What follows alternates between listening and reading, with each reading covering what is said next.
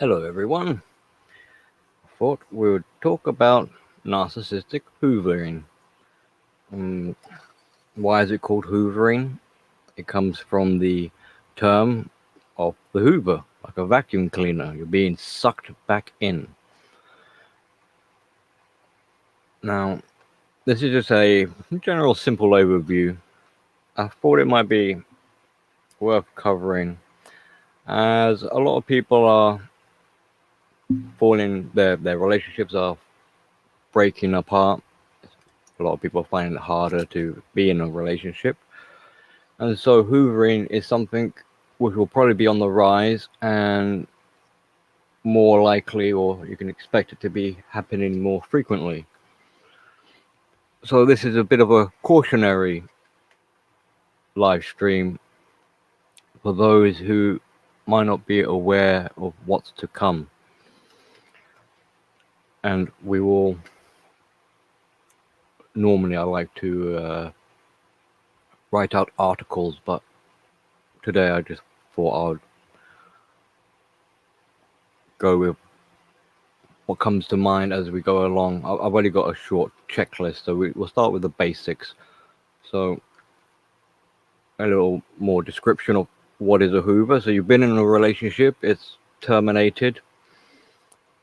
You think it is now over, but you have no closure by design.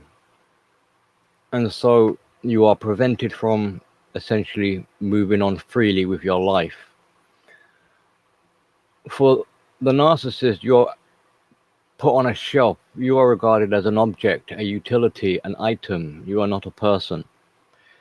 So they do not discard you completely. And really, the discard is an illusion. So when they break up the relationship or they say it's over, this is not a genuine, how you would expect it as like face value. You cannot trust the words from a narcissist. So it's far from over, really. You are now entering a new stage of the game. For them, this will be exciting and amusing, and it gives them a new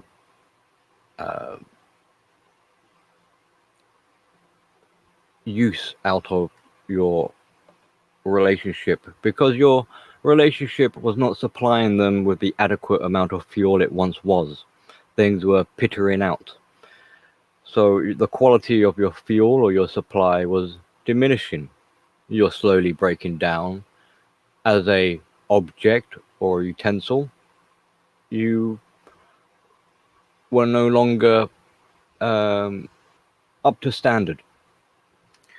So you're made to feel as though you're no longer of any use. You're not good enough, and so you are discarded. You are thrown into the bin, or so it seems. What has really happened is that you've been placed on a shelf into storage, like in the garage. You've been put inside a box and labeled, stuff or old things, while they go and acquire new supply. That does not mean they will not, from time to time, go to their garage, rummage through the box, find you as an old toy, and remember the memories of, I remember this toy. It was fun while it lasted, kind of thing. And they might dust it off and see if it still functions. Is there any use out of this toy or item? Can we do something with it? So you are not really discarded. The real true discard comes from the victim in this circumstance. It's up to you to finally put that barrier, that boundary, to find your own closure, to say enough is enough and no more. If you do not have that, if you are open, receptive to being hoovered, then you will be hoovered. It's not a matter of if, it's a matter of when. And we'll, as we go through, when will this happen? When can you expect this to happen? Things like that. Now, initially, in the breakup. Well, actually, we'll go right into it, I suppose.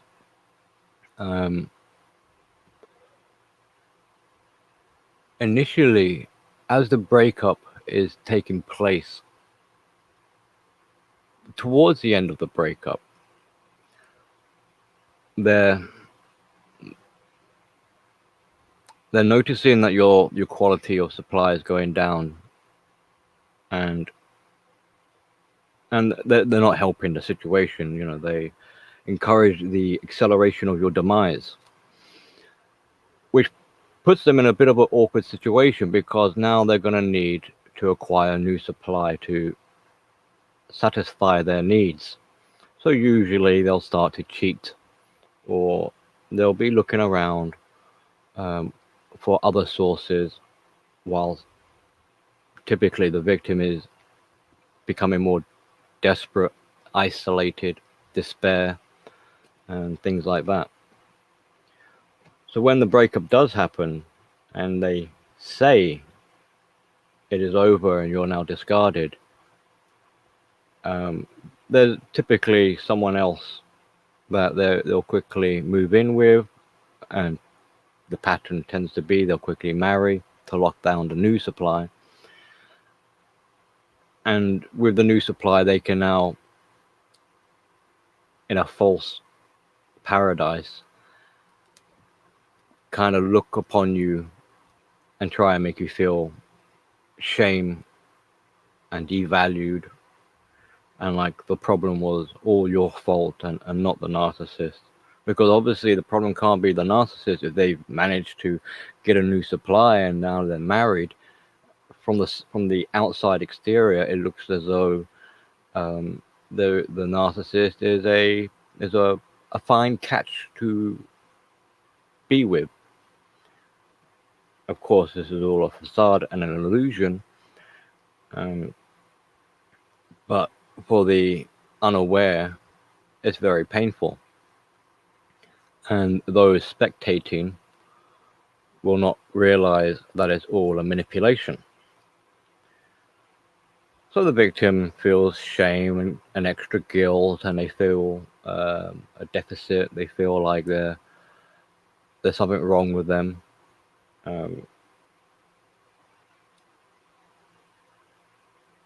Which destroys their self-esteem further. Now, whilst the narcissist is with the new supply, they're watching, because they want to see your reaction. They want to know how you're handling it. They want to continue to feel from your supply. This supply has now transformed from before in a relationship.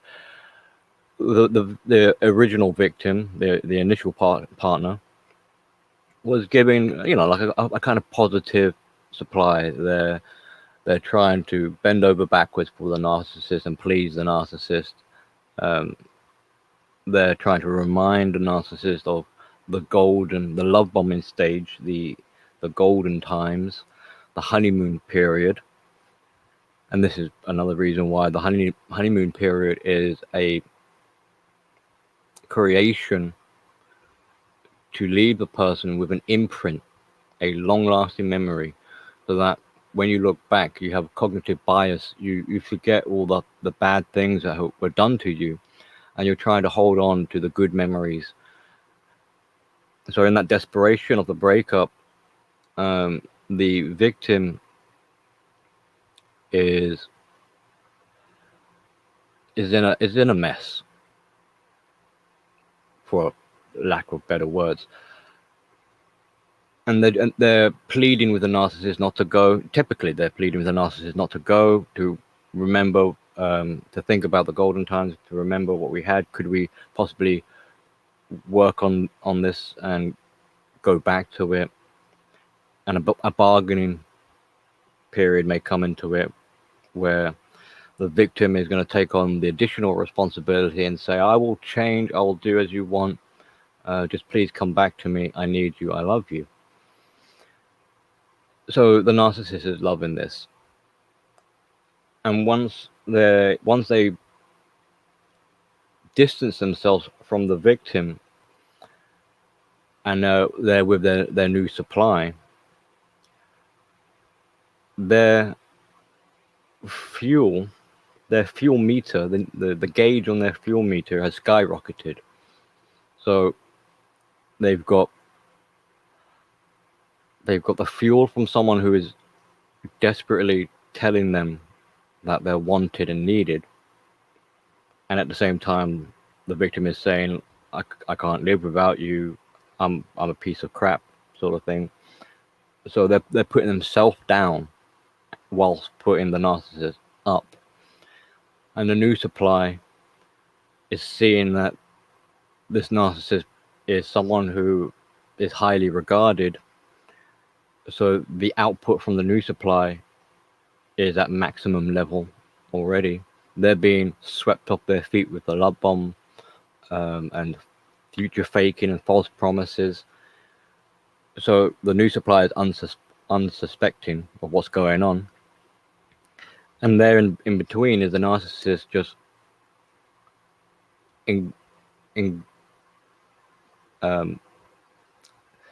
is gorging on the amount of fuel coming their way. So with the new supply, they're getting a high positive. Now the positive supply is coming from the new supply, and the original primary supply, as by this point the idea would be, is completely broken down. And so it's a kind of like a negative supply they're giving. So the narcissist is getting best of both worlds. And as mentioned before, they're watching what is happening to the original primary source supply partner, not only to see their reaction, but they want to know to what extent have they been now damaged. What is the conditioning? What kind of conditioning has now been formulated? And so the narcissist will probably do a little test Hoover, even though they've just broken up, to see whether or not later on down the line will they be able to Hoover more, not necessarily successfully, but when the time should come along, will they be able to Hoover as sort of planned? I don't want to really say it's very well planned, but as an intentional Hoover. So when there's a breakup, they'll do a test Hoover to see whether or not later on, when they intentionally want to Hoover, whether that will be likely achievable. And so you might hear a comment like, once they've broken up, hey, let's be friends, or again, like with a lack of closure, they'll typically leave it open-ended. So they won't be suggesting, for example, like, look, I want you to delete my number, I don't want you contacting me again, or something like that.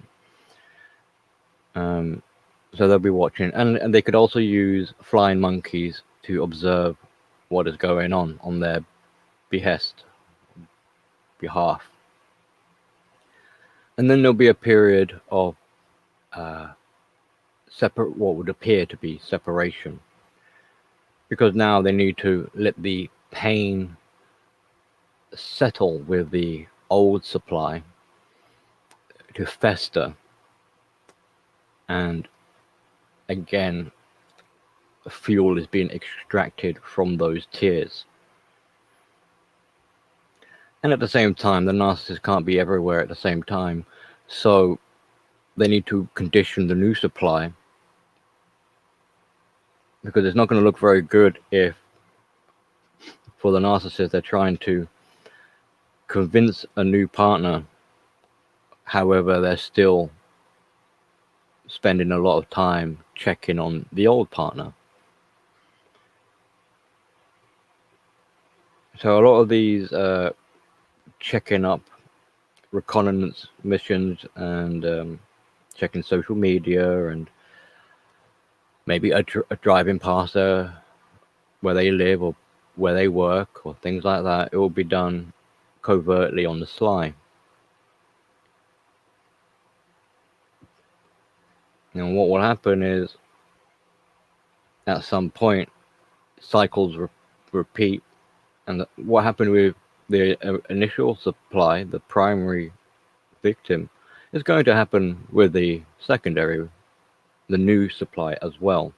It's slightly different, but tends to be a bit worse because by this point the narcissist is more skilled at their game, and as they age, they need to be a bit more careful.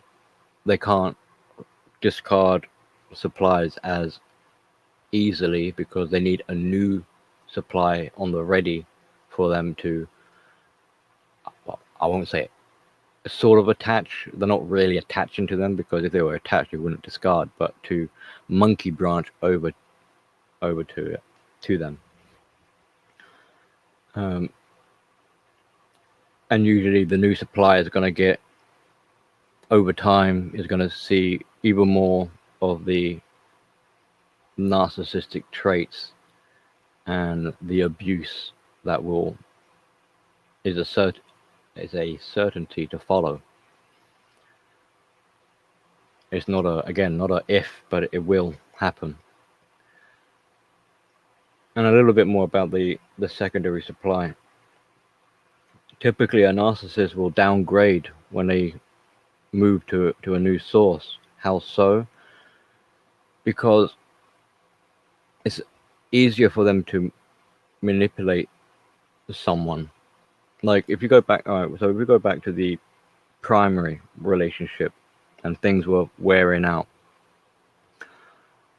the primary victim starts to witness and wise up to what's going on, even though they might be having denial and cognitive bias and other things. Maybe they're codependent, likely, and maybe have children as well. So they will suppress any resistance, but it doesn't mean they're not totally unaware. They might not realize they're dealing with a narcissist or have the terminology and things like that. And once the discard comes along, the primary victim, if they're lucky enough, will start to piece some of the things together and realize that it wasn't really their fault. And there was something about this person, the narcissist, that was ultimately unhealthy for the relationship. So, I mean, especially if it turns out that the primary target is the one who actually told the narcissist it's over. I see through the facade and the mask and the manipulations and the abuse, and I've had enough. Get out of here. And so when the narcissist picks a new target, it tends to be someone who is more manipulative, or they can be manipulated more easily. They have even less awareness. They have even less self-esteem. They are much more vulnerable and more likely to be caught in this trap for ever. Essentially, they're not going to be able to escape. So in some ways, although the primary target is very angered that they've been cheated on and there's someone else, a third person in the picture, at the same time, in some ways they've done that person a favor, because now the narcissist is busy with them. But typically it's a downgrade, and that second supply, the new partner, is gonna end up being abused more than the initial. primary target. There's a few, different kind of situations and examples of how things might not necessarily be exactly like that. Because with this second supply, the stages of this cycle are accelerated. So with the primary, the love bombing might have been for for X amount of time. With the new supply, it's a lot faster. They want to get through that love bombing quick, get them on the hook, get them married, get them having kids, and the honeymoon will be shorter lived. Which means there's a chance that the relationship as a whole might end a lot quicker, or at least the idealization would end. And if they remain, they'll be in that kind of miserable marriage just for the sake of being there, but there's no love anymore. And then they become comfortable because if they've got weaker, well, if they've got a lower self-respect, lower self-esteem, and they're more vulnerable and things like that, then they kind of get beaten down a lot quicker and become resound in the situation they're now in. They feel powerless to leave, and again, they're getting older as well, makes it more difficult. So they tend to just put up with it, and essentially they well, I mentioned it in a different video, but essentially they give up. If they've got no self-esteem, now the narcissist is representing the self-esteem that they themselves should have. So they live through the narcissist, and it becomes essentially a sacrifice. So the secondary new supply becomes one of the living dead. I'm going off a little bit topic here. So this hoovering. So as the narcissist is with their new supply source, new partner, the quality of the fuel quickly drops, and it hurts the narcissist. They feel it because they become comfortable, and especially during the breakup, when that fuel was at an all-time high. Now they want to get back to that kind of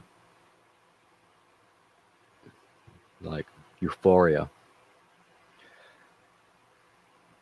And the only kind of real way of being able to do that, or in an attempt to try and get back to that high level of adrenaline, is to hoover in the previous supply and to see whether or not they can get some more fuel out of them. And hopefully by the time this happens, the primary source has had time to recuperate. So the hoover, so for the narcissist, it then becomes a question of going about extracting this fuel. So again, they'll use anything and everything in order for them to gauge and ultimately to snare and rope back in the old supply. Maybe see the old supply as a F-buddy on the side or something like that. And then they can kind of, for the narcissist, this would be a fun game where they can spend some time with one partner and spend some time with the other partner, talk behind their backs, triangulate them behind their backs. Both partners are they're in the dark as to what's really going on, and this gives the narcissist a sense of control and power, and they're able to garner the fuel continually by bouncing backwards and forwards between however many partners they may have as part of their harem, their garage full of lost souls. So they'll try to hoover to suck you back into their game, and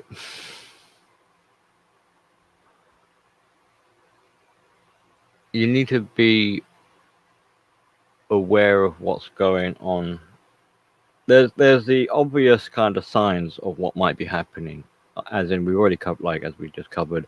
You might receive a phone call, you might get a text message, a family member might ask how you're doing, you might see them on the street and they bump into you, kind of thing, like, hey, oh, how you doing? It's good to see you.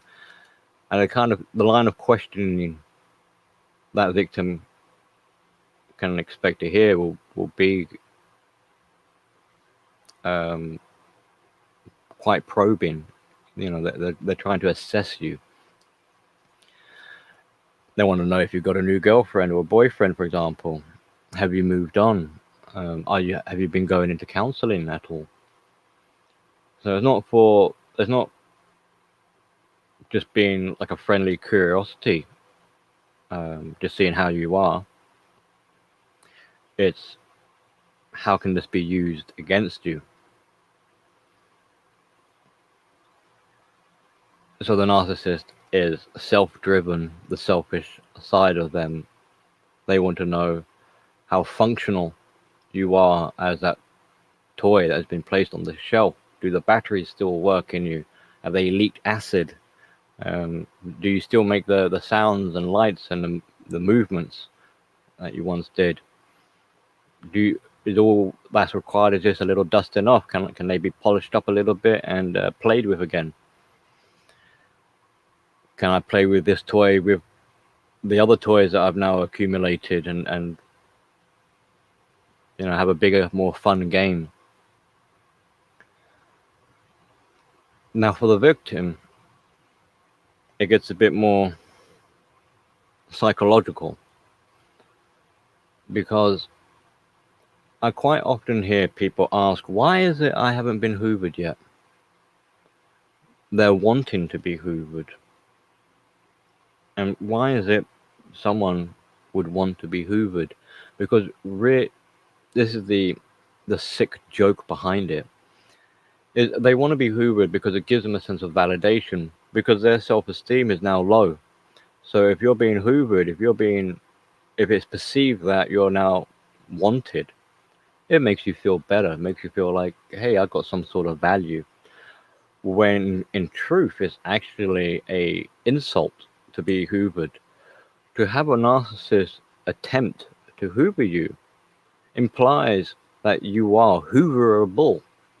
That that you're a person who doesn't have any self-respect, because you're going to be susceptible to this hoover. So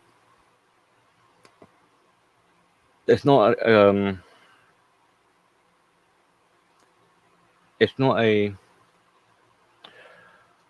good thing to want to be hoovered, nor is it good to be wanting a hoover to take place. If you're wondering why one hasn't happened yet, it could either be perhaps because you're still on timeout, because maybe the narcissist is too busy with the new supply. It could be a whole bunch of reasons. Maybe the narcissist has died and you just haven't known yet. That obviously will be a rare occurrence. Perhaps the narcissist has simply moved away, or you've moved away way too far, and so traveling the distance is just not very practical. Not that it wouldn't happen, but it just makes logistics harder to take place for a hoover to then happen following. Ideally, what you'd want to happen is that the reason why a hoover hasn't come your way is because you now have boundaries and self-respect and self-esteem that perhaps they've already tried to hoover you and you just didn't even notice because you were too busy now getting on with your own life, which would be great, to put it bluntly, kind of thing. To not be to see the narcissist with indifference and not even realize that they were coming onto you because you were not allowing yourself to be receptive to such fornications. So there's a bunch of reasons why you might not be hoovered. Then comes a part where quite often, if a victim is wondering why isn't it they haven't been hoovered, they might then go initiate a hoovering themselves. They might be the one who reaches out to the narcissist to check in and to see how they're doing, which is very sad because it just shows that the victim is hurting very badly and doesn't know how to manage, and they're hoping that the narcissist will somehow make them feel better. There are other aspects where people obviously will be very angry with what has happened, and they want to get revenge and some sense of justice, and so they're watching the narcissist social media, for example, pretty much stalking the narcissist, and that is a reverse Hoover in itself, but they don't quite realize they're even doing it. Because, really you should be staying away. Get away from these people. What are you doing checking on their social network? This is not no contact. You're in breach of no contact. You are close to being in contact. Just a couple of steps away. All you need to do is send a message. I mean, if you're already looking at their profile or you're walking down the street and you're envisioning bumping into them, that is in breach of no contact, even though it's physically not quite happening, but on the psychological deeper level, they're occupying your mind. They're now residing within your head. You're now ruminating on the narcissist. Again, a breach of no contact. No contact, full no contact, means they are not in your head. You are not thinking about them.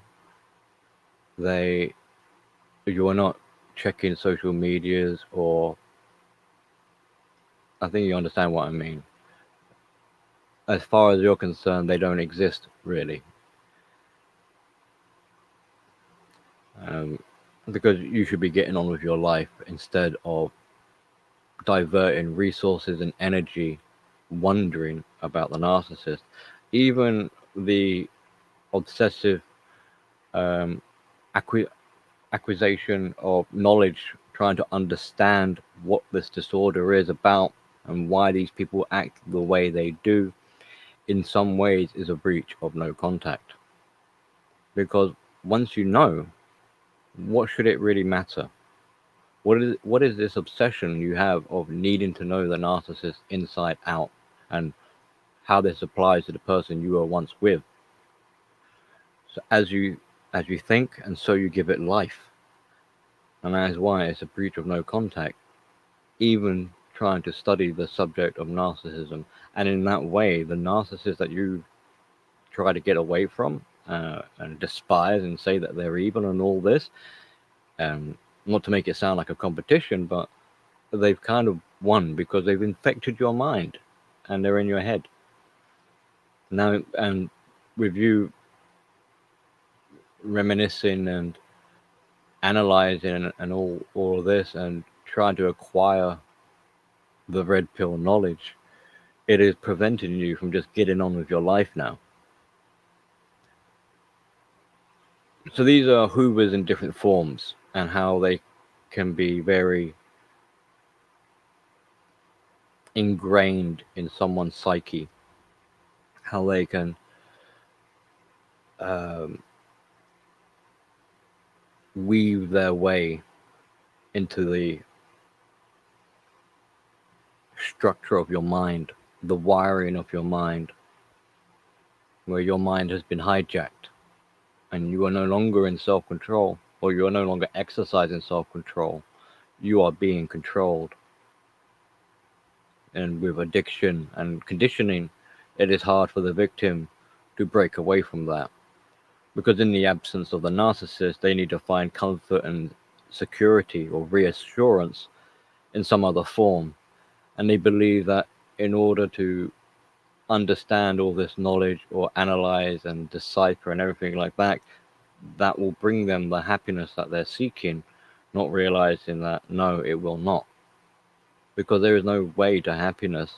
Happiness is the way. You don't need to go anywhere looking for it. You just become it and get on with living your life. So slightly going off topic, but you bear that in mind with the process of hoovering, and you can see how if someone is constantly obsessed with their addictive behavior, which has been amplified by the narcissist, it's hard for them to let go and move on. It's easier said than done. All this plays a part in that idea of, well, if should that day come when the narcissist decides to hoover, it makes you more likely to be receptacle to it. Because by that point, depending how much healing, self-reflection, discovery, building your self-esteem you've done, it could be a relief it could be perceived as a relief to go back to the narcissist, because you'll be given a new set of false promises or future faking. Maybe the narcissist will say, I promise this time I won't hurt you. I've been thinking about you all this time. I needed to be with someone else to realize how much I missed you. So this is spellbinding, powerful words, even though they're meaningless. It's kind of funny. Powerful, empty words.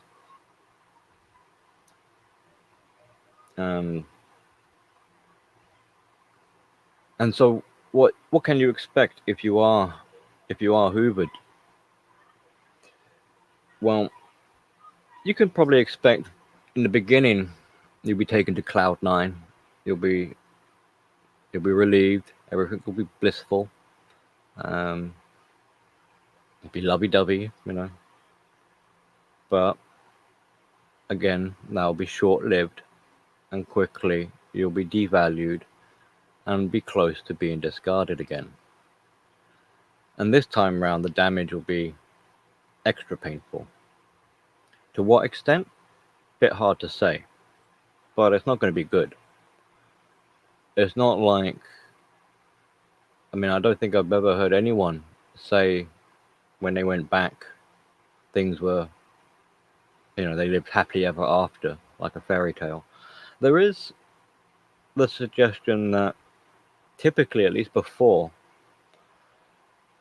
people they'll be bouncing in and out of that relationship, the stats say 9 times before enough is enough. I find that pretty amazing. If it's true, it just shows how vulnerable people are. How, I don't want to say naive, but it's amazing. It's like, how can you can kind of reason out and be like, okay, fair enough, you decided to give it another try. What, a third time, a fourth time, a fifth time? 9 times before you realize, hang on, I've been around on this ride one too many, and that's it. There's no way going back. At least it happened, I suppose. So the point here with what I'm discussing is hopefully trying to help people realize sooner rather than later, so that they don't end up going in and out of a relationship 9 times before the penny drops. And even then, I'm kind of sure, there's a lot of discovery and healing to be done at that point. A lot of pain, a lot of damage, It must be very difficult. So be careful with this hoovering. You know, it's a battle with your own emotional urges. The logical part of your mind will be saying this is a bad idea, but and you could weigh up all the pros and cons, and even on paper it'll say it's a bad idea. But if your emotional heart is pulling you in that direction, it's going to be hard to ignore. And chances are, if you haven't got the self-control, you will follow your heart, which will lead to your downfall and demise. So be careful when it comes to things like when people talk about follow your heart, or um, follow like your gut instinct. You need to weigh it up. Don't be blind to it.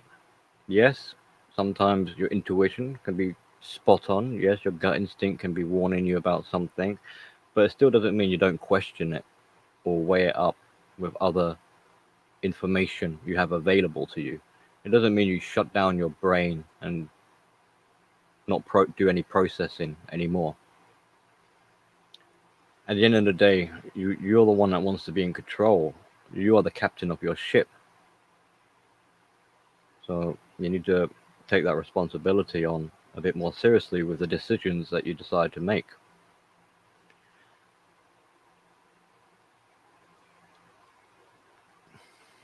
So with the hoovering, it can be very hard to resist. Your phone rings and you see it's your ex-partner. Of course you want to answer it and see what they have to say. But you need the discipline to realize, what does it matter what they have to say? What do you need? Why do you need to speak to them? That's the real issue. Is why is it you have the urge or the desire to want to interact with a charlatan, essentially, a con artist, someone who hasn't got your best interest in mind. They're there to abuse you, to use you. They might say kind words or something like that, but when you consider it's all used, it's all being done in a way to get you on the hook and enslave you, to separate you from yourself, and so you abandon who you are, put on the altar and sacrificed, so you cannot live your own life anymore. Then why even, you put it into that kind of perspective, and you will be deleting that number very quickly or blocking it. The same can be said when you hold on to photographs or memorabilia. Maybe certain songs remind you, or movies that you once watched together. Depending on how well you're able to put things into context, be prepared to either get rid of those photographs or items of memorabilia, to stop listening to those songs, because this is part of the imprinting. This will be the psychological torture. If you're not careful, you'll put yourself through trying to keep the memories of a false, fake person alive. But it's very, I mean, it's easier said than done. And I know I mentioned earlier that the pursuit of studying the knowledge can become your detriment if you're not careful. So as part of this, really, it's a balancing. You need to learn some knowledge so that you know what you need to do, which is kind of like what I'm trying to explain in this video. But you shouldn't really need to go much further. So it's about knowing when enough is enough. Not as in like what, yes, as in like, you know, I can't tolerate it, I will not stand for it. But when enough is adequate, you know, you don't want to fall into the same kind of pitfalls as a narcissist where now you're insatiable, where there's no limit to your quest for this information or hunger for knowledge. If you can become content and satisfied to whatever degree it is you decided for yourself, this is establishing your own boundary and putting a limit on yourself. And it might sound like it's why do that? Well, you can see why by not doing that, the consequences of becoming boundless or becoming limitless leads to this problem of insatiable, and then becomes entitlement, because now you feel entitled to all this information or wanting to know it all. And it becomes too much. So, as I'm kind of fond of saying now, more and more, being enough is perfectly all right. And why the word perfect? Because you're looking for this perfect answer. You're looking for the perfect solution. You're looking for the perfect life. And if you cannot get that perfection, it makes you feel inadequate in some way. It makes you feel less than, makes you feel like you're missing out or losing out. So again, it's that chasing a happiness that you'll never get. And so the answer really becomes being happy with who you are right here, right now, and being content with what you've got. Then you can be appreciative. Then you can be grateful. Then you can count your lucky stars instead of saying all the stars belong to me. That is how a narcissist would be looking at it. They are the universe. They are all the stars. They want it all. And this condition that a narcissist does, this is how victims can mirror narcissistic characteristics, which sets them up for failures later on. Look how a narcissist has failed in life as a overview, and typically how they end their life is in a lot of anguish, bitterness, rage. They might not overtly display it because they're trying to convince the world they've had a great life, and they're trying to ultimately lie to themselves. But underneath all of that smoke and mirrors is someone who's very angry, bitter, in pain. They're running away. They're afraid to die. And they don't want to accept any of it.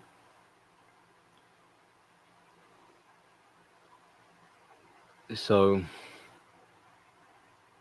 how can we stop Hoovers coming your way? Or how can you prevent a Hoover? How can you give yourself the peace of mind that one day, that there'll never be the day you get Hoovered? It's not 100% guarantee.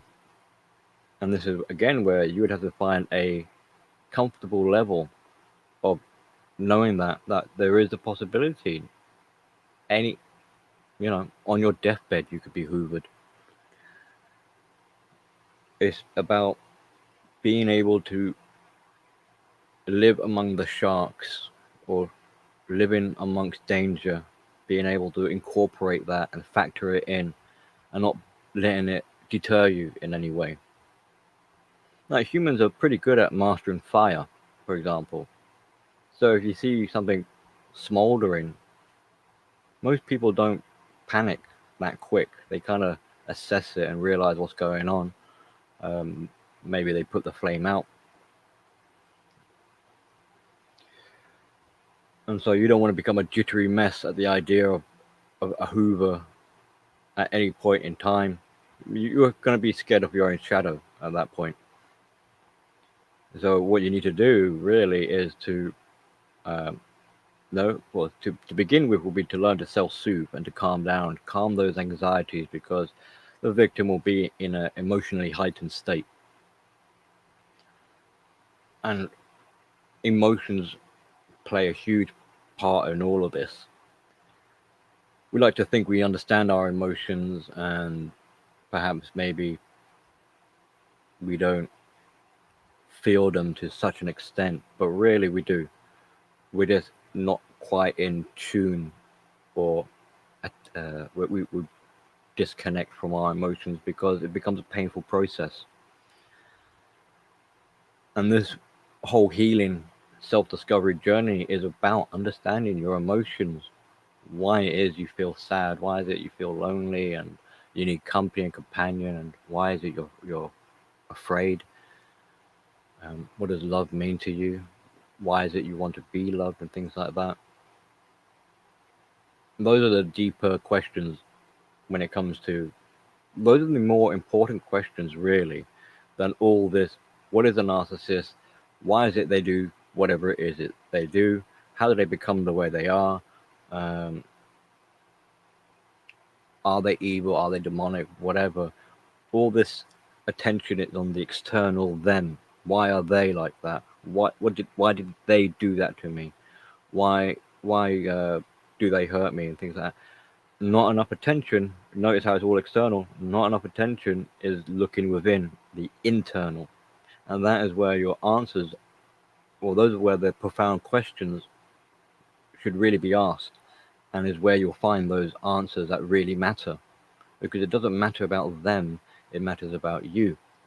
Once you can soothe yourself, reduce your anxiety, regulate your own emotions, um, understand your own emotions, you can then begin tackling the stages of looking after yourself.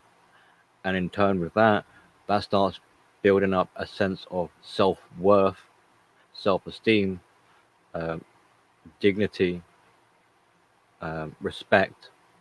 Then that's another area where people make a mistake, where it's kind of like, hey, you got low self-esteem, click your fingers. Look, you need to think better of yourself. Again, easier said than done. How are you going to think better of yourself if you don't even know what your feelings are? So you have to go back before you can even look at your self-esteem or self-respect, your identity, who am I, and all this sort of stuff. Before all that, how do I feel? Question number one, how do I feel? What is this feeling I've got going on?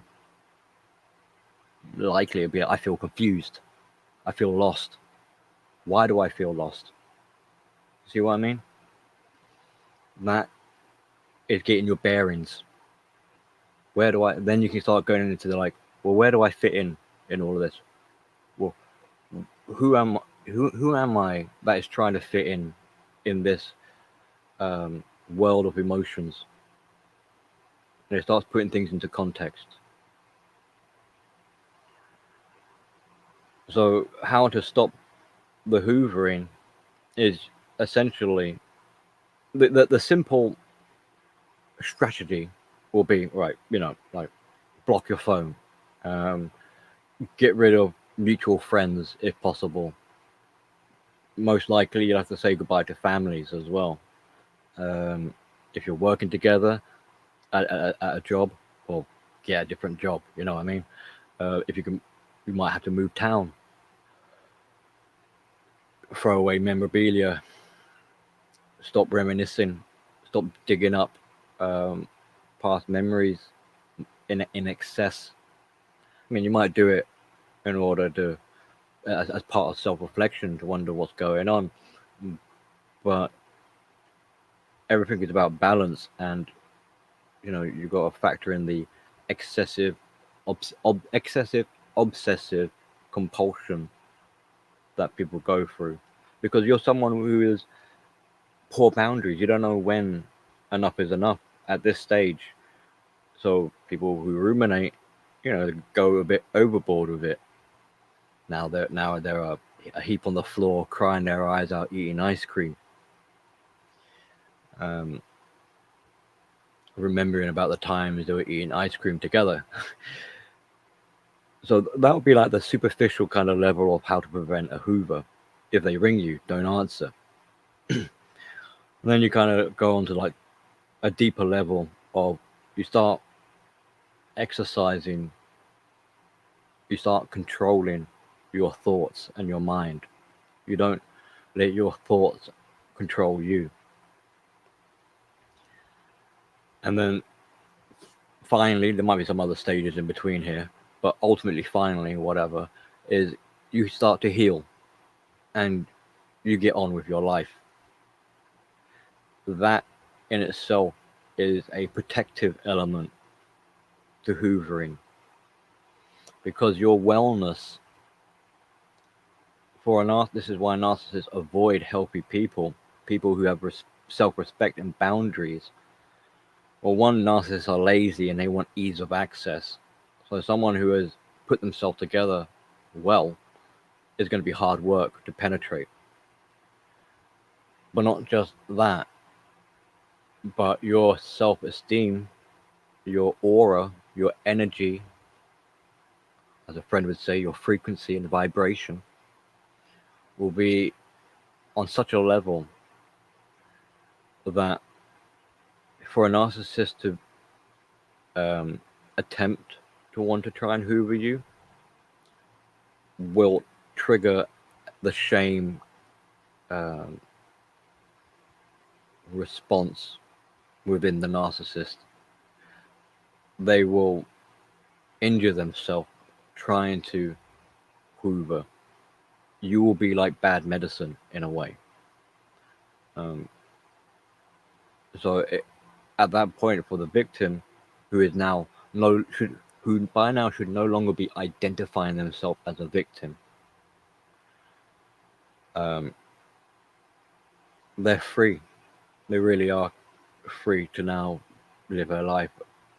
To them, it typically feels like they've been reborn, and it doesn't need to be an effort to deter the narcissist, because your energy, your vibration, your aura repels them, does it for you in a way. You don't really need to even engage with the narcissist. They'll quickly realize you're someone not to be messed with. Not in a kind of like, hey, this is a competition, get that idea out of your head. It doesn't matter about winning and losing. And that could be another video I'd like to maybe talk about, this idea of competition. A lot of people like saying, a lot of these survivor victims like to say, we won. It's like, hang on. It was never really a game. Not in that sense. Not a competition. Because you're not really fighting them. You're fighting yourself. And for you to win, you must also lose. So, right.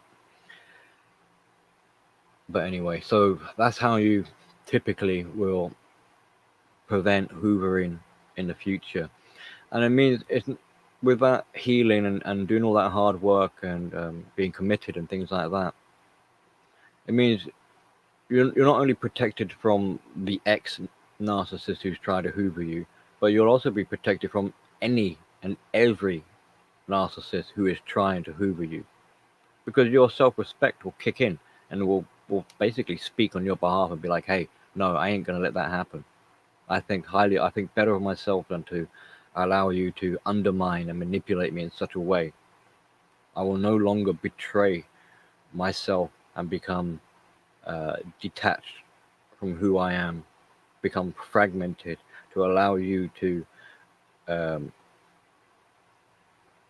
destabilize me, de-anchor me. I don't know if that's the right word. Anchor like on a boat, to make me adrift in a sea of openness, lost in the ocean.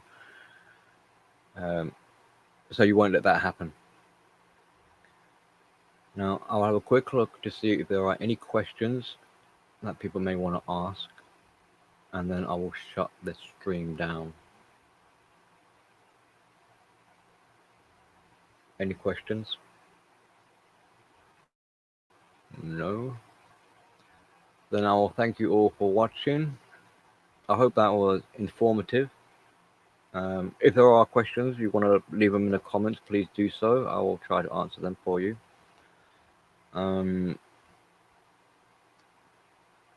That's about it, I suppose. Happy trails. Good luck, everyone. See you next time.